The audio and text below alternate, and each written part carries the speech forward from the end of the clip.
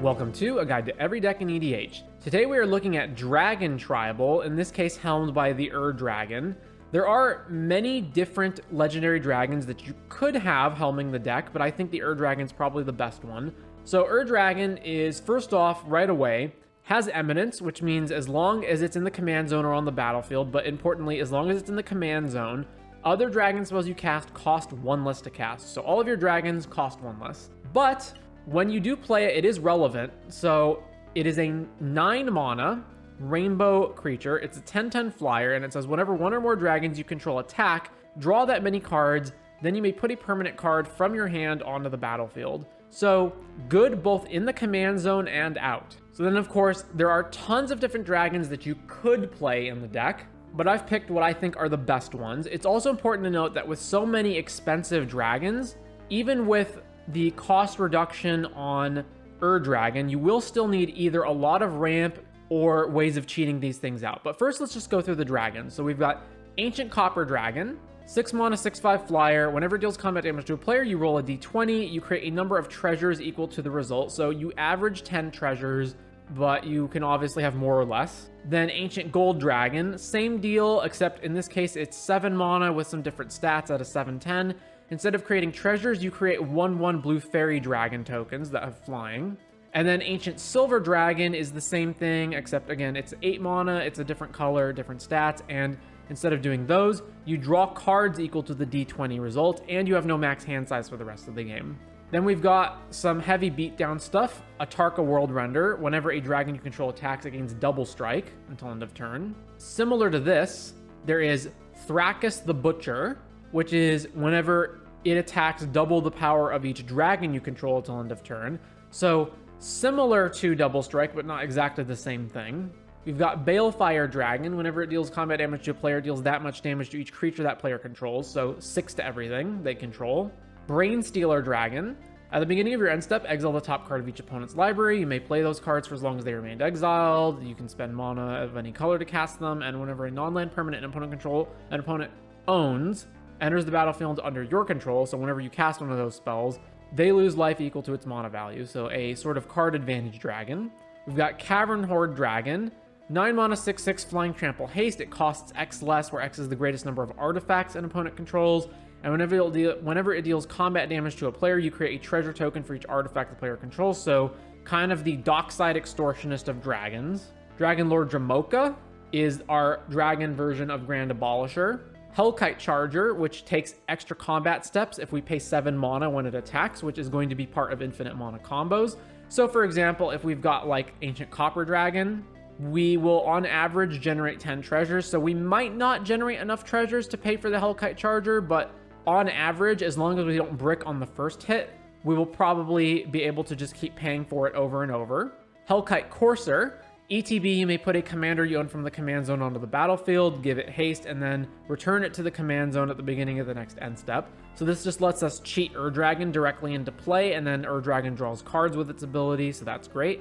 Hellkite Tyrant, when it hits our opponent, steals all of their artifacts permanently. Hoarding Broodlord, tutors for something, and is part of its own combos. Clouth Unrivaled Ancient is when it attacks, you add X mana in any combination of colors, where X is the total power of attacking creatures. Spend the mana only to cast spells until end of turn. You don't lose the mana as steps and phases end. So you generate at least 4 mana just from itself, and then if you have anything else that's attacking, you generate even more. Nullspine Dragon is when it enters, you may discard your hand and draw cards equal to the damage dealt to target opponent this turn. So obviously requires that we have hit an opponent, and for at least enough damage that it is worth doing this, but obviously it can also draw us a bunch of cards. We've got Mirim Sentinel Worm, 6 mana, Flying Ward 2. Whenever another non-token dragon enters the battlefield under your control, you create a token that's a copy of it, except it's not legendary if the original dragon was legendary. So we get 2 of every dragon. Morophon, which just basically reduces the costs of our dragons by Wooburg. Niv-Mizzet Parun is uncounterable, and whenever we draw a card, we deal 1 damage to anything, and whenever any player casts an instant or sorcery, we draw a card. We've got Old Gnawbone, which is similar to Ancient Copper Dragon. It's whenever a creature you control deals combat damage to a player, create that many treasure tokens. So notably, it's not just itself, it's any creature at all. And even it just by itself is 7 treasures. And then along with the Hellkite Charger would be another 5. So that is also infinite with Hellkite Charger. We've got Tiamat, which when it enters, if you cast it, you search your library for 5 dragons and put them into your hand. And then finally, Uvara Hellkite. Whenever a dragon you control attacks, you put a 6/6 red dragon with flying onto the battlefield. So obviously, this is not the full scope of every single dragon we could play, but these are the ones I think are the best among them. They're all, for the most part, big beaters, and many of them have very good effects that either generate mana, treasures, deal tons of damage, draw cards in some way, tutor for things, and so on. So apart from that, fairly typical rainbow mana base, a little bit of extra protection. Obviously, we need a bunch of ramp, most of which is going to take the form of nothing dragon related, but we do have some dragon related ramp in Carnelian Orb of Dragonkind, which taps for a red, and if we spend the red on a dragon, the dragon gets haste. Dragon Speaker Shaman reduces the costs of dragons by 2. Rivaz taps for 2 mana, but only to cast dragons. It also has, once during each of your turns, you can cast a dragon from the graveyard, and whenever you cast a dragon from your graveyard, it gains when this creature dies, exile it. Sarkhan the Fireblood is also a rummager that can add 2 mana only on dragons. There's Incubator, of course, to reduce the cost of dragons, and then some other cards that you wouldn't typically play in a deck, things like Bloomtender and Fabor Elder, just because we've got cards that cost a lot of mana. So we do want these cards that will generate more mana. A little bit of sweepers, tutors, some counter spells. Our only real combo piece is Hellkite Charger to take infinite combat steps in combination with like Old Gnawbone or Ancient Copper Dragon. We've got a little bit of card draw. Stinging Study, particularly good here as it draws cards equal to the mana value of our commander, even if it's in the command zone. So this is 5 mana to draw 9. And then finally, because we are playing all of these big expensive dragons, most of which cost like 6+ mana, we do want ways of cheating them out. So we've got Cryptic Gateway. Tap 2 untap creatures you control. You may put a creature card from your hand that shares a type with it onto the battlefield. We've got Hunting Grounds, which is Threshold. So as long as you've got 7 cards in your graveyard, whenever an opponent casts any spell, you may put a creature from your hand onto the battlefield. Last March of the Ents, uncounterable. You draw cards equal to the greatest toughness among creatures you control, and then you can put any number of creatures from your hand onto the battlefield.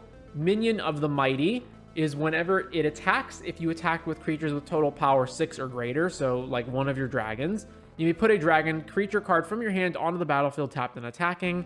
And then finally, Selvala Stampede. Starting with you, each player votes, and then depending on the votes, for each vote, you either reveal cards from the top of your library until you reveal a creature card, or you put a creature onto the battlefield from your hand. It actually doesn't have to be just a creature, it can also be a permanent, just directly from your hand onto the battlefield. So obviously not the most competitive of lists. Mostly tribal decks are not going to be like that, as they tie it more into a theme that involves playing cards that are on theme rather than specifically being hyper competitive and efficient.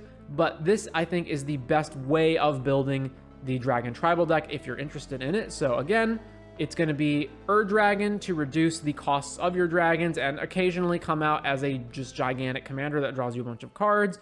And then you're going to ramp into or cheat out all of these big expensive dragons, which can either win by just beating down your opponent or going infinite with Hellkite Charger plus Gnawbone or Ancient Copper Dragon. And yep, that is going to be Dragon Tribal helmed by the Dragon.